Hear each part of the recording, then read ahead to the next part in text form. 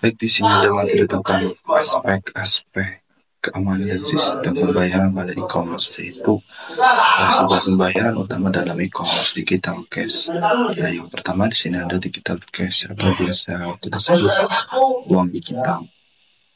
Adalah sebuah konsep yang merujuk pada mata uang yang dihasilkan oleh teknologi digital. Nah, berbeda dengan uang fisik yang biasa kita gunakan dalam sehari-hari seperti uang kertas atau uang logam. Selanjutnya yaitu ada e-billing atau electronic billing, merupakan proses di mana tagihan dikirim dan dibayarkan secara elektronik. Nah, proses ini memungkinkan dan menerima tagihan melalui email dan website. Tujuannya memfasilitasi pengirim dan pembayar yang lebih efisien. Nah, yang selanjutnya itu ada memahami konsep dasar internet marketing. Konsep dasar internet marketing itu sebuah simpelnya adalah praktik mempromosikan produk atau layanan. Dan selanjutnya menentukan tujuan marketing, itu strategi pemasaran yang efektif. Cara strategi itu untuk menyusun pemasaran yang lebih efektif. Yang selanjutnya ada internet marketing research dan internet marketing tools. Nah, internet marketing research adalah proses pengumpulan atau menganalisis dan menginterpretasikan data yang terkait dengan pasar, persaingan, dan pelanggan untuk membuat keputusan pemasaran yang lebih baik. Proses ini mencakup berbagai metode dan teknik untuk menyelami tren pasar, kebutuhan pelanggan, dan efektivitas kampanye pemasaran.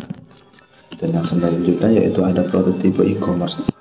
Nah, mengapa sih prototipe e-commerce ini penting? Karena memang pertumbuhan e-commerce di Indonesia terus meningkat dari tahun ke tahun, namun masih banyak website atau e-commerce yang harus tersedia dalam bahasa Inggris, membuat pengalaman belanja online kurang optimal bagi konsumen Indonesia.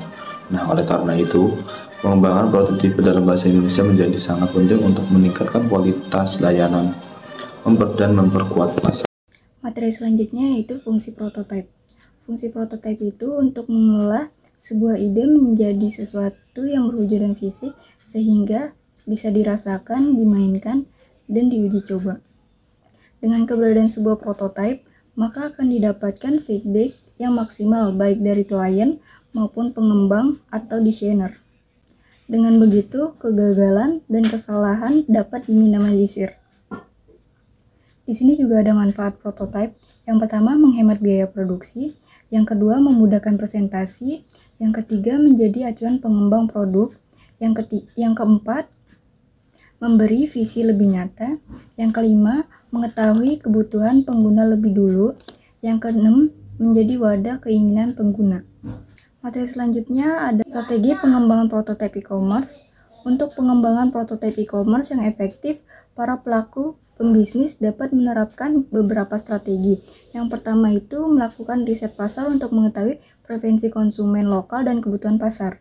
Yang kedua, mengoptimalkan kata kunci dalam bahasa Indonesia untuk meningkatkan visibilitas website e-commerce di mesin pencari.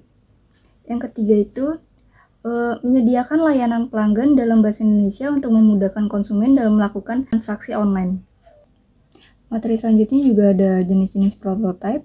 Yang pertama itu ada paper prototype. Paper prototype suatu tipe prototype yang paling sederhana dan murah. Sesuai namanya, paper prototype dibuat menggunakan kertas, pensil, atau alat tulis lainnya. Yang kedua itu ada low fidelity prototype. Low fidelity prototype adalah prototype versi lebih detail daripada paper prototype. Umumnya terbuat dari karton, software, hingga cetakan 3D.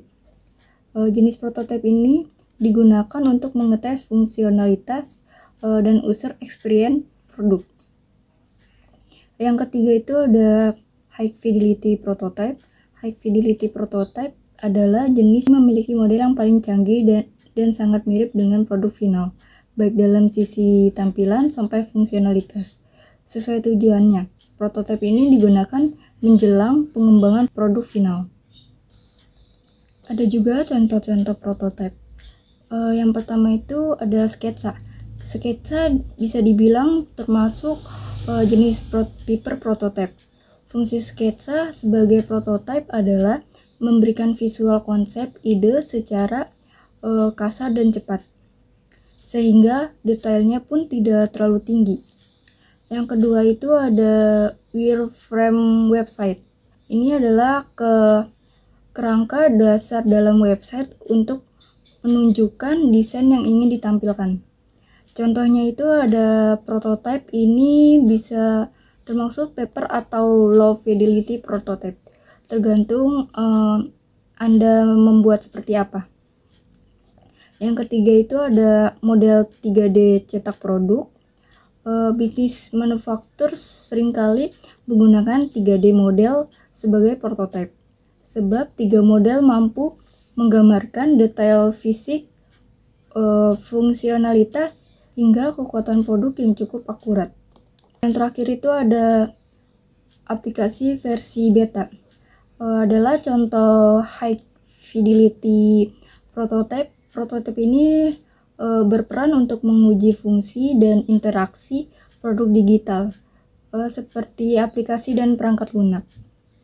Materi yang terakhir yaitu langkah cara membuat prototype. Yang pertama, tentukan tujuan dan target pengguna. Yang kedua, buat sketsa atau gambaran kasar produk. Yang ketiga, pilih jenis prototype sesuai dengan kebutuhan kalian.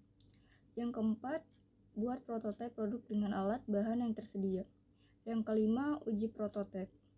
Yang terakhir, evaluasi prototype dan perbaiki produk.